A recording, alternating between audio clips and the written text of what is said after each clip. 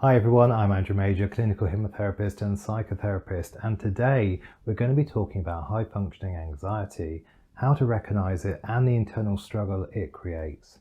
Now, although it's not a recognized mental health disorder, I'm noticing it cropping up more and more frequently in my practice.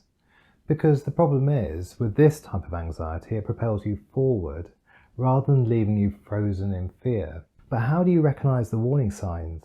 Let's get into this. Well, you can think of high-functioning anxiety as a kind of catch-all term for people that live with anxiety, but are able to get on with their daily life functioning well in so many different aspects of their life too, from their career, their family life, so a mild type of anxiety. But it gives you very real symptoms, but it doesn't stop you from doing the things that you need to do in your daily life. Now, often when we think of people that are suffering with anxiety, we might conjure up thoughts of people feeling really nervous, continually worried, restless, unable to sleep. And people with anxiety then try to avoid certain situations and triggers which provoke their anxiety too, that fight or flight response. But with high functioning anxiety, it tends to be more of a fight response that encourages you to work harder to combat that anxiety. So often you might come across as confident, outgoing, organised, and other people probably wouldn't know how you're really feeling on the inside. So you can think of our mental health on a spectrum. With anxiety, for example, the spectrum runs from no anxiety to debilitating anxiety, with high functioning anxiety falling somewhere in that middle ground. And although it's not a clinical psychological diagnosis, the anxiety feelings are very real and they really affect your thoughts, feelings and your actions. Because anxiety really does affect us both physically and mentally. So you might notice some of the physical things like your heart rate increasing, that rapid heartbeat, muscle tension, tension in your neck and shoulders for example, noticing more physical and mental fatigue. Maybe your digestion gets affected and you really notice stomach cramping or you get indigestion. And for some people they even feel a lot hotter and begin to sweat more too. But it's interesting because many of my clients have just been coping without even realising that the anxiety was affecting them. But the problem is it can lead to further emotional issues, and that's why it's so important to spot the warning signs, because there's lots of practical options and therapies that can really help and make a big difference. So let's look at the 10 signs and symptoms that you may have high functioning anxiety. And the first sign or symptom is that you're turning down things that you actually want to do, so you're avoiding those social situations. And maybe you've had things in your diary for a while and even looked forward to going to these events, but then at the last minute you feel that you need to cancel as you feel full of worry and dread, just that dread at the thought of even going out. So the second sign is that you're getting very little sleep. So maybe you've got erratic bedtime routines, or you find your head filling with thoughts when your head hits the pillow. Maybe you're waking up early in the morning too, so you're just not getting the right amount of sleep, so you're feeling sleep deprived, which then affects your ability to be at your best, and that can just make anxiety worse. The third sign is that you fixate on the tiniest details, not taking action until you've got every small detail done and dusted. And that can mean that you become very picky and preoccupied with making sure that everything is flawless, which then leads to attempts to control situations or people, and this just creates more stress and impacts your relationships with other people.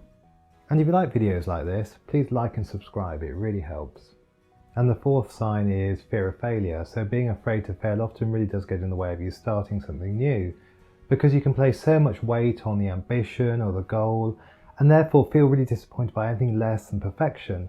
And so failure becomes a very scary prospect. And since anything less than perfection is seen as a failure, it makes it so difficult to get started on anything new. And so this is linked to the next symptom, which is procrastination. Now, it may seem odd, despite being really driven to work hard, people with high functioning anxiety are prone to procrastination, because perfectionism and procrastination do tend to go hand in hand. And that's because the fear of failing means so much that you'll often worry about everything being perfect, that it gets in your way from starting anything new. And the problem is that procrastination can lead to greater feelings of failure, further perpetuating that vicious and paralysing cycle. Now, the sixth sign and symptom is that you're always worrying and coming up with the worst case scenario.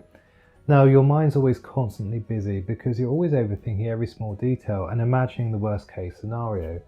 Every time you have a new opportunity, for example, you might begin to think about all the things that could go wrong. And this is anxiety at work.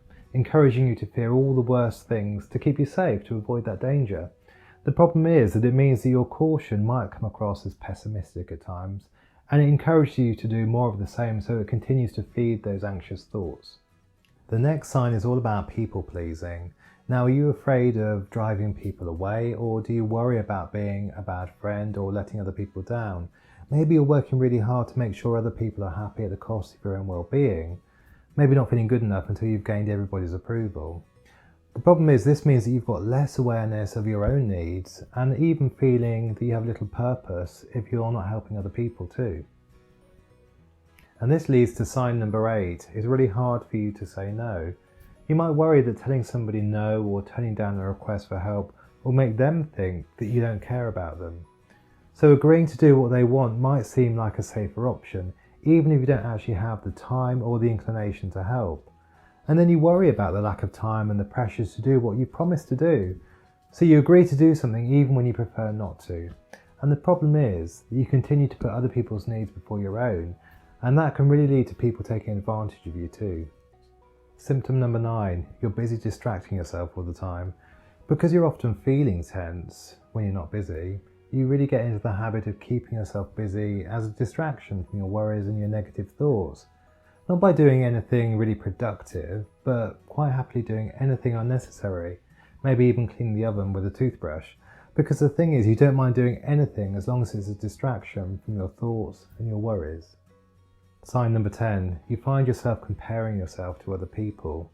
So you might find that you compare yourself to your friends or your colleagues that you perceive to have more accomplishments. They might seem more attractive, make more money, have a better social life, but the problem is that these thoughts can really damage your own self-esteem, leading to more anxiety and stress. So if you identify with any of these signs and you want to make a change, there's lots of tools and therapies available, so it really is worth taking the time to research, maybe talk to your health professional about the best approach. But ultimately, as with all types of anxiety, there's no real quick or instant fixes. But actually, by being curious about your feelings and focusing on your self-care, exercise, diet, and even your social life, they're all things which can really help reduce the symptoms of anxiety. And finally, don't be afraid to say no, because saying no to taking on projects and responsibilities is actually about being kind to yourself, and that will break those old patterns from the past. But I want to hear from you. Are you struggling with high-functioning anxiety? What does it feel like for you? And did any of these signs sound familiar? Let me know in the comments, and I look forward to seeing you next time.